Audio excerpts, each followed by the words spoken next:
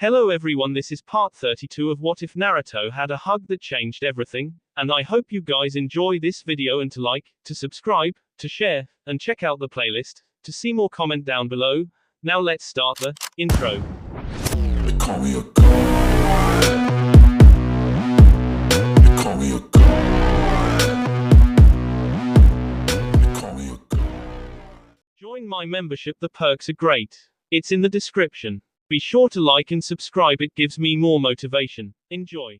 Talk. Damn you. A shinobi interrogator with a regular tunin jacket, long blue hair and rageful eyes shouted before laying another painful punch upon the face of a younger shinobi, who was STRD to a metal chair. Who put you up to it?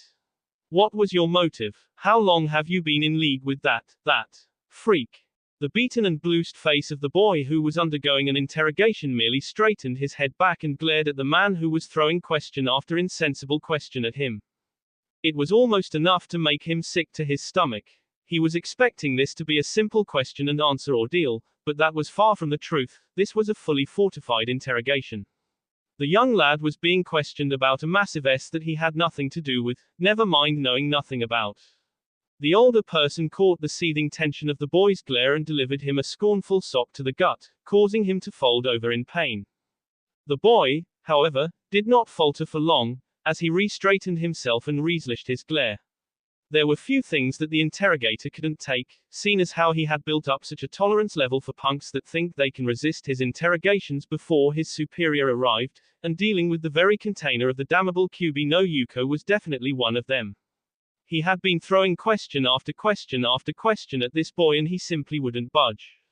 In fact, he remained throughout the entire ordeal, impassive, impenetrable. Ironically, it was the interrogator who was reaching the end of his rope as this fruitless attempt to get answers ensued, and it was rather obvious that he was getting quite frustrated. Understatement. Naruto remained silent as ever, glaring at the man with spite. You lowly demon. Why don't you just come out and admit it? You're the reason why she is in the condition she's in. It's your fault that the doctors said that she might not make it, the man said with burning rage hoarsing his voice. Just it's your fault that every bad thing that could possibly happen, is happening right now. That's enough, Yosu, the voice of an older man spoke out from the shadows of the dark room. You're getting too hasty. I taught you better than that. The young man formally introduced as Yosu whirled around with a defensive look on his face, but Ibiki Shushu, this demon is totally guilty.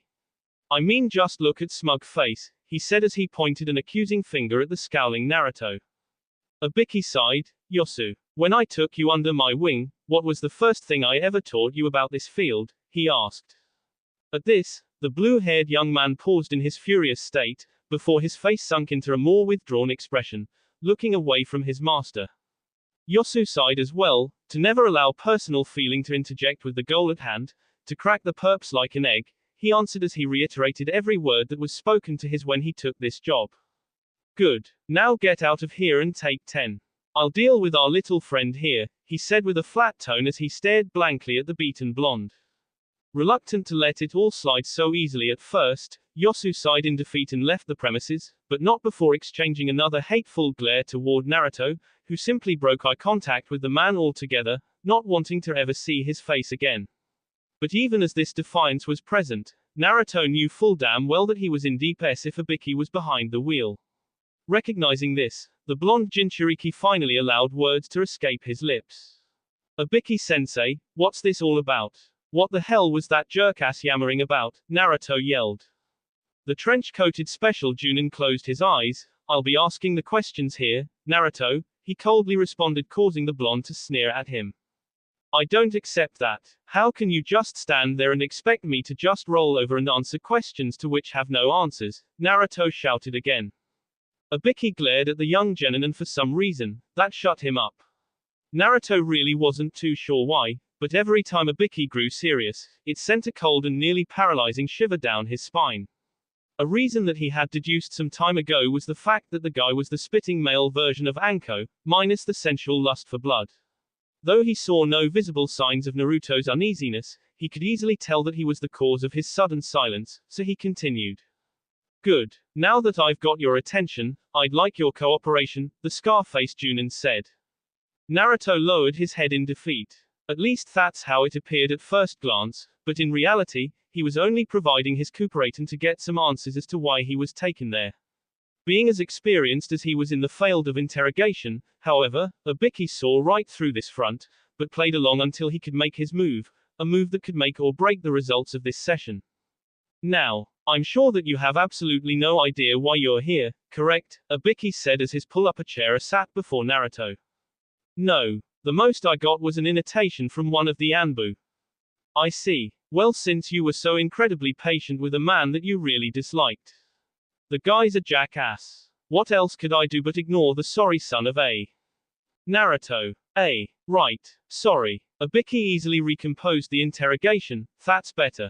Now, since your tolerance of the matter was exceptional, I'll answer your question just this once, he said, causing Naruto to become a little on edge with anticipation.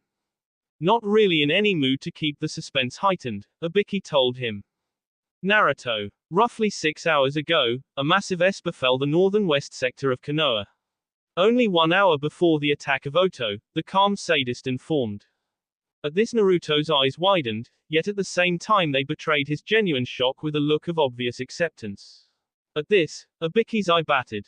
You knew. Naruto perked up and began stammering on his words. No. Well, I don't know, it's kinds complicated, he said as he tried to make any logical sense.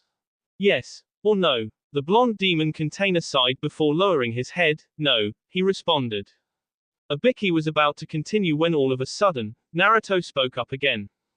But, around the time that you described, I had this feeling, the blue-eyed genin stated. Feeling? Huh. Well, what was it like? Quote.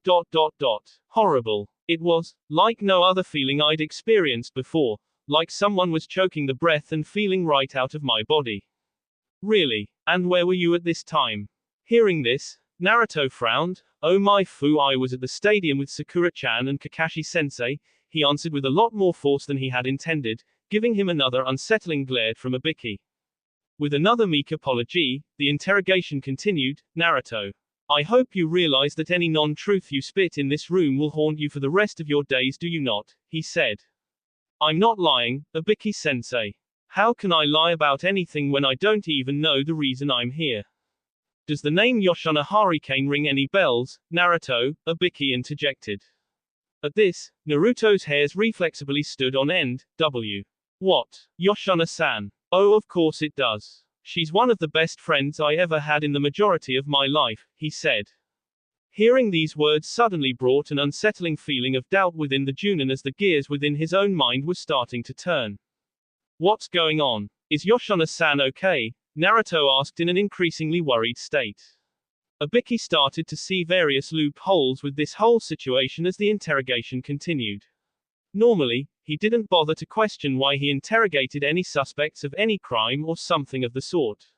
He just did his job and got under people's skin with his natural sadistic tactics, but the whole prospect of the ordeal was starting to lose its plot. For starters, by the way the Anbu had described the age of the cadavers, Naruto couldn't have possibly been there at the time he was fighting the Hyuga prodigy. Even the idea of him being at the S-Fest after that was starting to sound absurd. Of course, this only meant that he had to ask a few more people some questions, but for the time being, he focused on the boy in front of him, despite the circumstantial evidence building up in this case. Naruto, you and Yoshana were close, weren't you? Ibiki asked after a moment of drawn-out silence. Naruto's eyes filled with worry. Ibiki-sensei. What are you trying to say? Tell me what happened to Yoshana-san, he demanded. The scar-faced interrogator was trying to completely squash down the rising feeling of doubt before he continued. Naruto. Yoshana, she's. My god, what happened? Please tell me she's alright. Quote.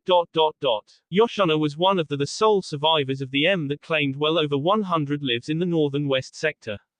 But, she's in critical condition and, Ibiki trailed, not able to bring himself to finish as he caught a look of Naruto's face.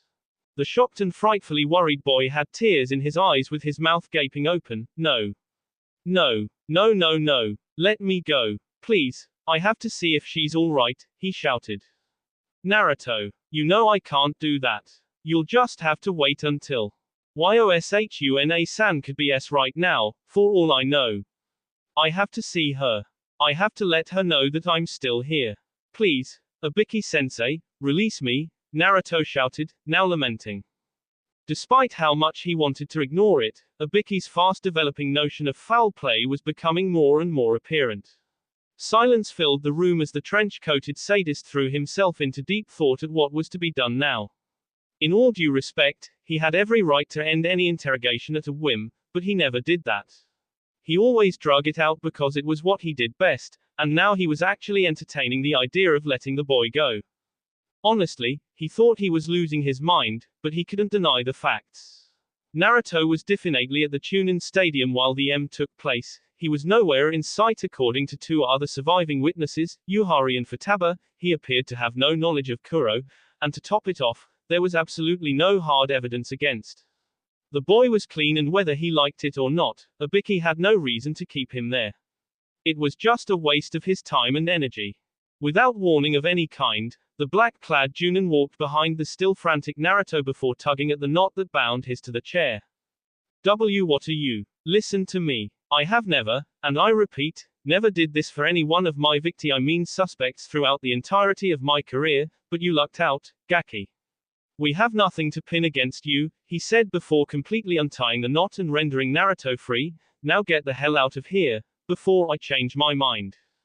Arigato, Ibiki-sensei, the blonde boy says before running out of the door to find his treasured friend. Ibiki sighed to himself and massaged the bridge of his nose in exasperation. I think I'm getting soft, he thought shamefully to himself. He ran. He ran as fast as his legs could possibly carry him. The thought of losing someone so close to him wasn't something new, but it was as terribly heart-wrenching as ever.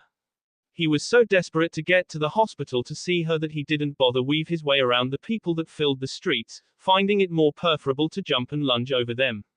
Hell, he even spaced out the destruction that was left in the wake of the war that took place. The only thing that mattered to Naruto at that point was seeing the face of Yoshino once again. The pace at which he sped was incredible. Every person that he ran past was hit with a delay burst of wind due to the speed. Even people he knew could saw him, especially one, Sakura Haruno, who had decided to simply give her hand to help out in the reconstruction until Naruto was out of whatever the hell he was into. But seeing him rush right past her without so much as a hello, she knew something was wrong. The pink-haired female finished nailing one last piece of wood down upon a roof before hopping off of it to follow her blonde companion. The woman she was helping called out to her. Where are you going, sweetie? Don't you want something as a token of thanks for your help? She asked. Sakura turned her body back while she ran. No thanks. I'll be back soon, she said before increasing her speed to catch up with Naruto. Of course, with the blonde's speed, it was proving to be a most interesting challenge. Not that Sakura would be able to catch up to him anytime soon, but she persisted anyway. From what the jade-eyed genin could tell by the situation, Naruto was either showing off him speed, or something was really bothering him. This was Naruto, so either one of those choices seemed plausible, but for now, Sakura would follow her brave Kitsune to see if there was any way she could help out in case of an emergency. Well, she would have a hell of a lot more success in that category if she wasn't lagging so far behind. Damn it, you idiot. How am I supposed to see what kind of emergency you're having so I can love you and make it all better, if I can't keep up with you? Sakura thought to herself until she remembered one very important detail. Naruto. Wait up. Just before Naruto's form vanished within the distance, Sakura saw that he had stopped and turned around. Score 1 for me, she inwardly praised as she put her remembrance of Naruto's awesome hearing to optimal use. Now that she was given at least 5 seconds to recover, Sakura was able to catch up to Naruto, but when she saw his face, she almost blew a vein with surprise and anger. Naruto, what happened to you? She exclaimed. Remembering his ordeal with his interrogation from earlier, the blue-eyed genin frowned dismissively. It's not important. I have to see someone right now, he said sternly. Even though she wasn't satisfied with that answer, Sakura chose not to pursue. Oh, okay. If you say so, but could you at least tell me where you're going in such a hurry? She asked. I told you already, to see someone. Something awful happened earlier before Konoha's attack, and she was caught in the mix, Naruto explained before turning to start running again. Before Sakura could utter one word, her eyes twitched without her realizing. Oh. I see. Well, okay. See you around, she said with incredibly forced. At this, Naruto looked back, not coming with me. Well, that's fine. I'm gonna see what I can do to help her. Bye Sakura-chan. Sorry about this, but I'll find you and we can finally get to training, he said before reinitiating his long haul to the hospital. It was around this time that Sakura's face seemed to be stuck in the expression that she had, for a full 5 minutes. That's when she finally flipped her smile upside down and remembered to breathe. Oh, her, huh. Well, I'd like to see just who this little her is, she yelled to herself before dashing off to a seemingly random direction, not noticing all of the curious glances she was receiving from the townsfolk. Konoha Hospital. The clinical refinement center was slowing down in terms of new entries as the day progressed. After the war, the doctors and nurses were positively swamped with several new patients due to the casualties of the massive battle that had ensued. Thankfully though, the receptionists were able to rest a little easier now that things have slowed down, but not for the docs and nurses. 2 male receptionists were stationed at the front desk in front of the entrance to the hospital, savor all of the rest that they could get at that moment and glad to see a lack of new potential CSPLES. They had been talking for a while now, about how the recent events affected them and whatnot. Both receptionists were also former doctors at one point in their life, so it was no surprise to them to see the many numbers of wounded that flooded through the hospital doors. But right now, they shifted their conversation to a far more interesting direction. So, did you hear? Recep number 1 said. About what? So much S is going on now it could be one of anything, Recep number 2 replied. True, but I'm referring to him. Did you hear that Kuro has returned and attacked a portion of the village before the war started? Recep number 2 grimaced. Oh, that. Yes, I did hear about that. Who'd have thought it possible that that devil would show his ugly face in this plane of existence again, he remarked. I'm sure that's what everyone who knows about it is trying to figure out. Shudders, I can still remember that thing's face. We threw everything we had at him and so much more until he was finally sealed away. And him coming back to finish what he started just lit a fire under everyone's asses. Well, how is the public taking it? Are you kidding me? Only those of us on the inside know about the whole ordeal. The authorities and us are the only ones that know about this. So we have to be careful or it could leak out into the public. Before the conversation could continue, another figure walked through the front door, silencing the receptionists before they plastered friendly smiles on their faces. Seeing just who walked in the doors, they were somewhat surprised by him. He ran to the reception's desk, resting his hands upon his knees to catch his breath. After 1 full minute, he popped up and frantically explained himself. Hurricane. Yoshana Hurricane, I'm here to see her, he said.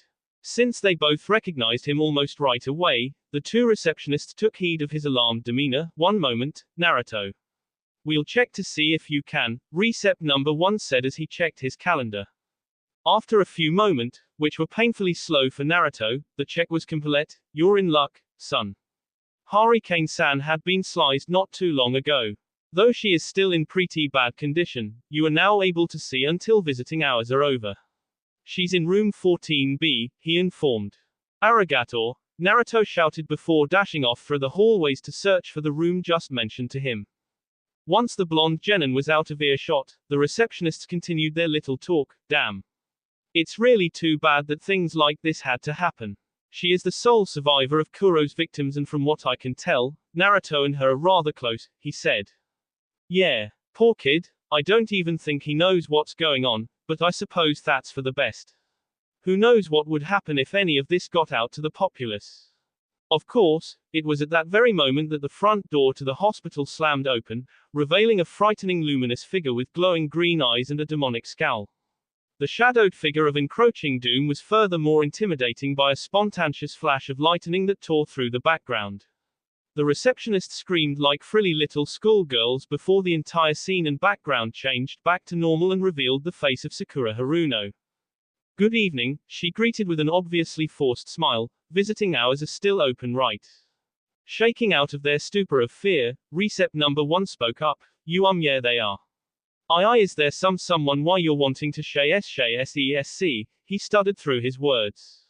Yes, Twitch, actually there is. I'm, Twitch, looking for, clenches teeth, Naruto. I saw him come in here and I wanted to see, double twitch, how he was, she struggled to say as nicely and anonymously as he could. Both Receps shot glances to each other before informing the pink-haired devil creature, pink-haired Genin, of where to find him, while inwardly apologizing to him for possibly signing his death wish for him as they watched a, literally, fuming Sakura march down the hall. If there was another squeeze that Naruto secretly had, there would be hell to pay. For both of them. Room 14B. Naruto was sitting upon a chair next to Yoshana's hospital bed as he tenderly stroked her hand with a sad and worried expression on his face. When he first arrived there, he was almost brought to tears by the sight of his cherished blue-haired friend. She was shriveled, unconscious and nearly lifeless. As time went on, however, Yoshana slowly regained consciousness, elating Naruto to quite a degree as he was happier than hell to see her beautiful brown eyes again. Giving all the time that she could get to fully grasp her surroundings, Naruto awaited his presence to be known and got his wish when she slightly turned her head to him and let an extremely weak yet noticeable smile grace her lips. Yoshana-san. Can you hear me? Naruto asked in an almost begging fashion. Naru-to-kun, she weakly gurgled out. Hearing her voice again sent a wave of relief through the blonde like it was nothing. For the first time in a long time, Naruto actually allowed a single tear to shed without his resistance. Yoshana-san. Thank Kami-sama you're alright, he exclaimed while resisting the urge to lunge forward and grasp her in a grateful embrace. I thought that I'd lost you. Weakly stirring in her bed, Yoshana groaned. How did you find me? She questioned. Ibiki-sensei tipped me off, he said as his mind was once again filled with the moments of his interrogation. He also told me what happened in the village before the war started. Yoshana's eyes closed for a time before she reopened them. I see. My Ototo told me about it. I'm sorry for his behavior towards you. Naruto-kun, she weakly stammered said. Letting the state of his beloved friend sink in, Naruto was groaning more and more sad. Yoshana-san. Who did this to you? Who put you in this place? He growled. The brown-eyed woman was about to answer Naruto's question straightforwardly, until her breathing started to become shallow and weak. Why Yoshana-san? Yoshana-san are you? Beep. The blue-eyed Jinchuriki was struck down with doubt and terror at that horrid sound as he looked up at the monitor next to her and saw a whole bunch of signs and quickening flashes that he simply could not understand, but something told him that Yoshana was now in trouble. Yoshana-san. What's wrong? Naruto frantically asked as he still held her hand to comfort her in the only way he knew how. Yoshana-san. Before he knew it, several medic nin stormed inside the room and immediately went to work to save poor Yoshana. One of the medics approached Naruto and proceeded to push him out of the room. What are doing? I can't leave her, he shouted. I'm sorry Naruto, but we need you to leave so we can keep her alive, the doctor explained. But, Naruto tried to retort before he was fully forced out of the room where he nearly collided with a shocked and confused Sakura. This, however, was the least of his worries as he simply did not notice. Naruto tried to run back into the room but it was practically slammed into his face before he did so. He began pounding on it like a madman. No, let me in. Yoshana-san. Yoshuna-san, he screamed. Seeing Naruto's state of being shook up Sakura quite a lot. She had never and I repeat never seen him this frantic before and to be truthful, it scared her. She wasn't even worried about who the all-important her was anymore, she was simply too worried about Naruto.